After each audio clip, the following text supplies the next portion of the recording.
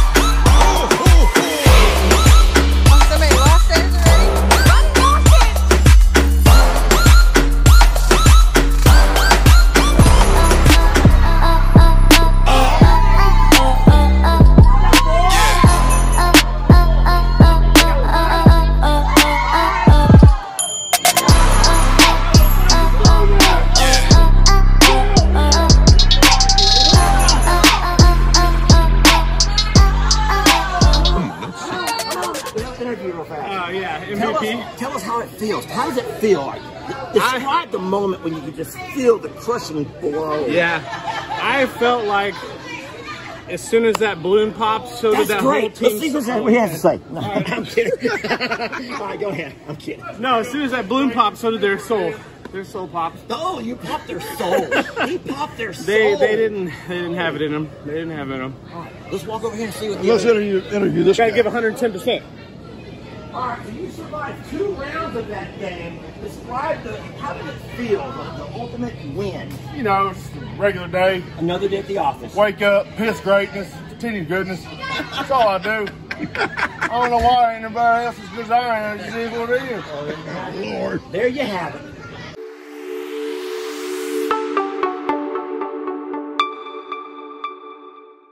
Look how excited someone is to see Daddy's home.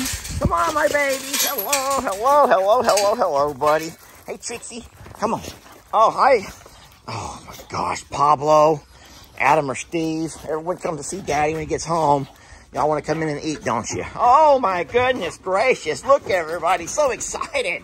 Okay, Trixie, calm down. Calm down, calm down. You can relax a little bit. Hey, kitty. All right. Good morning, babies. Good morning, good morning, good morning, good morning, good morning. All right. Hey, you want some food? You want to eat? All right, those two are happy. Let's go find our sweet Stella. Let's go find sweet Stella and see if she wants to come out and play for a while. Now, remember, y'all bear with me. It's going to be a little bit dirty in here because Stella makes... Oh, there she is. Stella! I see her over here. Stella is over here. Come on, Stella. Good morning, sweetie. Hi, baby. I got you some snack. I got you a breakfast snack, baby. Oh, boy. Looky here. Looky here, Stella. Trixie, go away.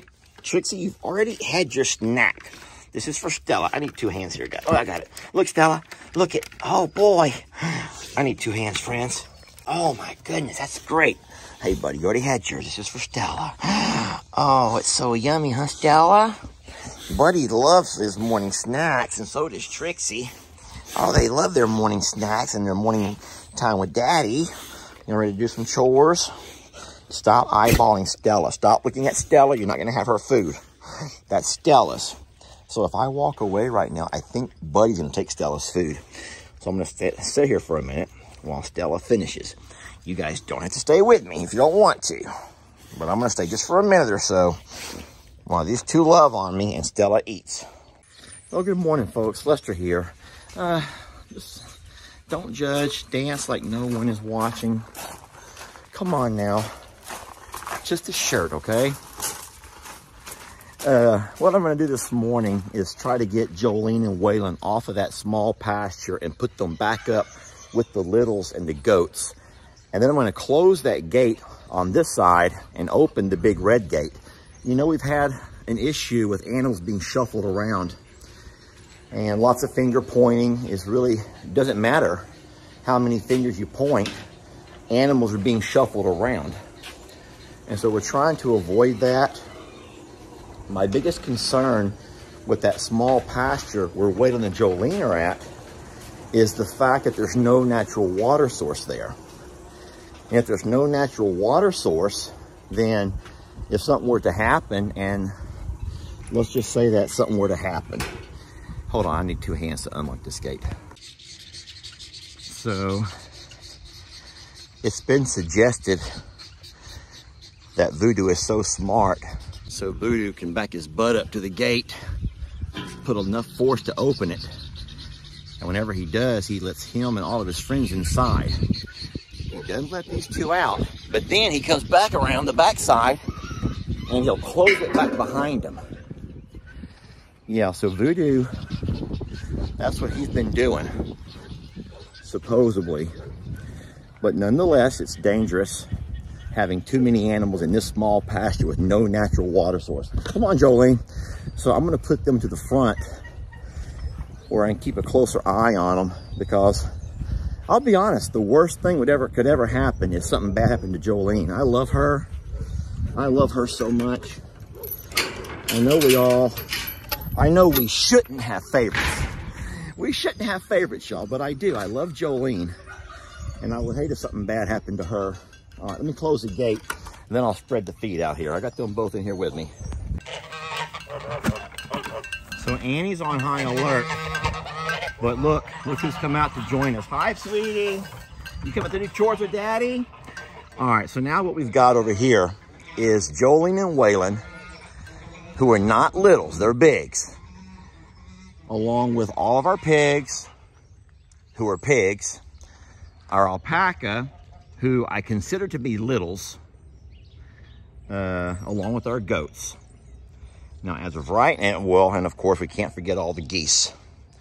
So this is what we're gonna do for a while. Then I've closed that gate there. So now, remember that all of these pastures have a natural water source. Hey, baby, there's no more feed in that bucket. I'll bring more feed if you don't have enough. There's feed in all these containers, though, y'all. Don't worry about that. There's plenty of feed. Jolene's just trying to be bossy. Ooh, and Waylon is not taking that mess from her no more. Waylon's saying, them days are over. Them days are over.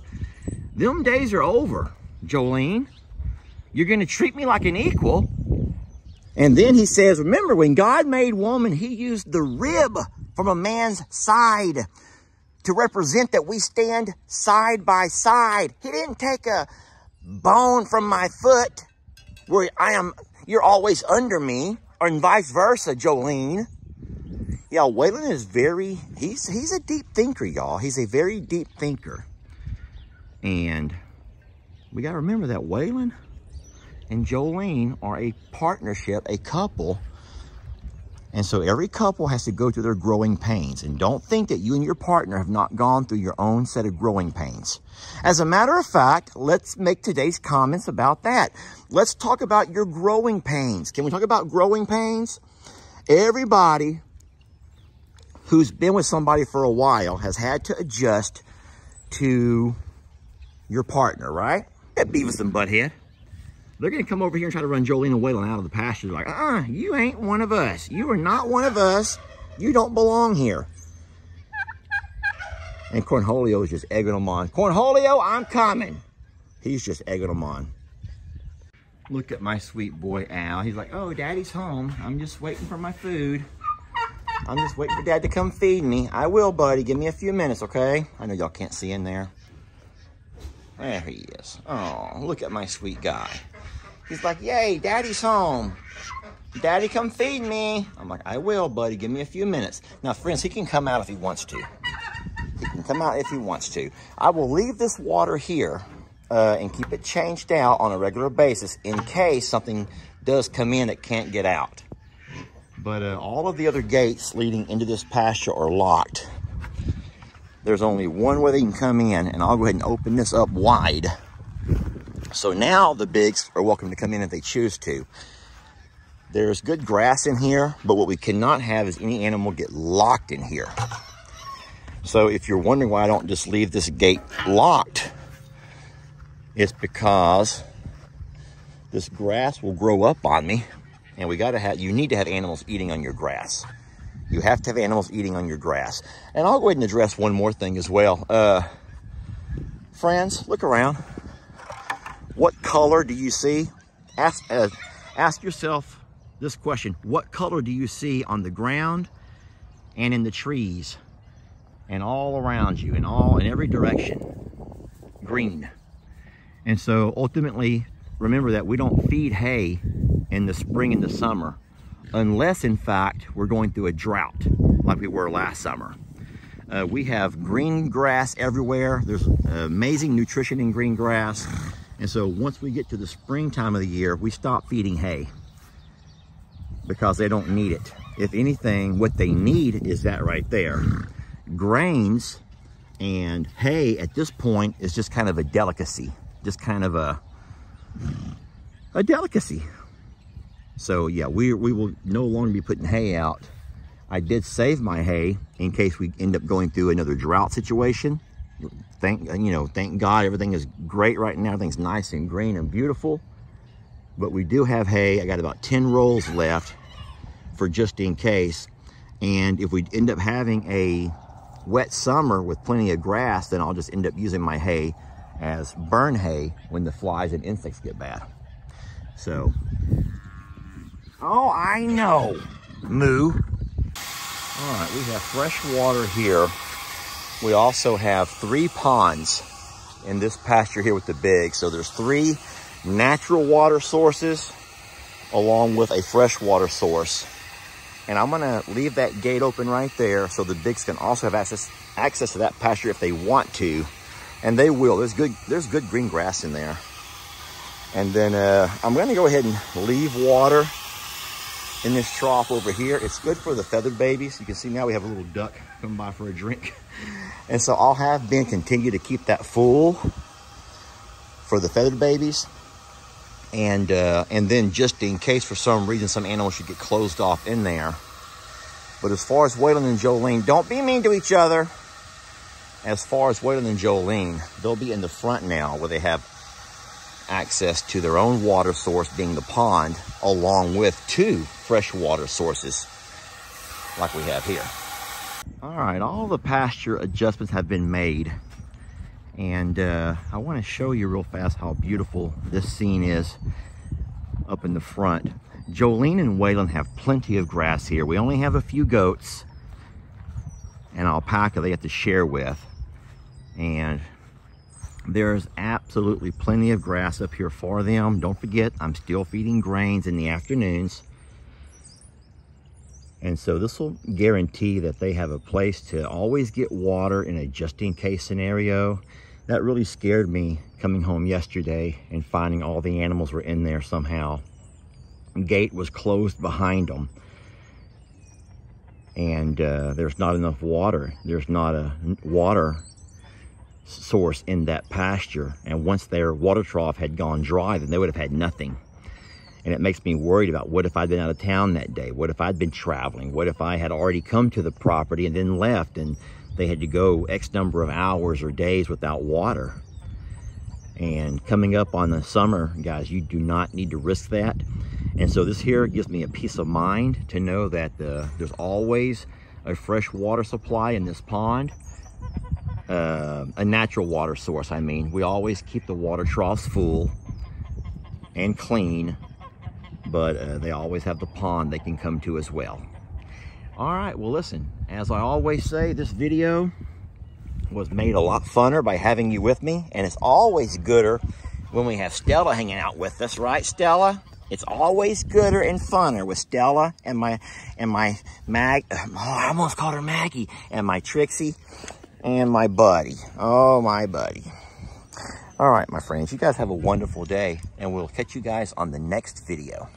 To tell you a story about a man, humble is his way. He'd lend you a helping hand, who took the time to teach kids, that was his profession. Plus drove the school bus when they completed all their lessons. Single father or 2, plus a coach could be a lot to juggle. But not when you're working with that I'm a survivor muscle. He took pride in the few animals he raised. Hobby farming by night seems to balance out his days. And he always knew that his best days were yet to come, but didn't know first he had to make it through a storm. Everybody's evacuating, leaving in a hurry. There's trouble on the way, they name it Hurricane Harvey. When you have little resources, not a whole lot of money, it's hard to lock away and secure all of your belongings. So this man and his 2 boys packed and evacuated, waited for the storm to pass, and it was hard to have patience, cause there were all sorts of rumors that spoke on how you needed a boat for the roads that we drove on, and animals are floating by, helpless and afraid. The storm was cataclysmic, left the town in a rage. The roads finally opened, and it was time to go see the damage that was done. He was kind of scared to proceed, but started down his driveway, water just above both feet. Pull out his phone to capture. Moments later, guess what he seen? It was his little black pig named Patty, dashing his way like a lost child who found daddy. Emotions running high, he didn't know what to do except cry tears of joy, and he ran toward her too. The little goat Meg was like the engine that could, because she never gave up, and the horses, they were good. See, the house was a wreck, but all that could be fixed. It really hurt to see some got caught up in the fence, lost their life. In that moment, he was taken out his element, and then God came and gave him gifts that was heaven sent. Admired how he tended to the animals and land, because that was the initial plan when he made man. And so he was placed on a whole new surface, the same old land, but a whole new purpose. And 3 months later, he was blessed with a wife, world front and center, watching him rebuild his whole life. So remember this story when you think you have nothing. I'm a survivor sanctuary. We're all survivors of something.